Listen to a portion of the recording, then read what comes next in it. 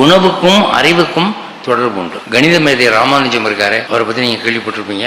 மனுஷமான அறிவாற்றல் உள்ளவர், கணித மேதை, கணக்கு மேதை. ஒரு கார் ஆக்சிடென்ட்ல செட்பட்ல அவருக்கு கார் ஆக்சிடென்ட் ஏற்பட்டு அவரை ஹாஸ்பிட்டல் அட்மிட் பண்ணிருக்காங்க. போலீஸ் டிபார்ட்மெண்ட்ல இருந்து இன்ஸ்பெக்டர் வந்து வாக்குமூலம் வாங்குறாரு. சார், உங்க மேல இடிச்சானே காரு, அது என்ன நம்பர்னு ஞாபகம் இருக்கா உங்களுக்கு? நாங்க ஆக்ஷன் எடுக்கிறோம் அப்படின்னு. அதுக்கு அவர் என்ன சொன்னாரு, அந்த நம்பருக்கு ஸ்கொயர் ரூட் இது.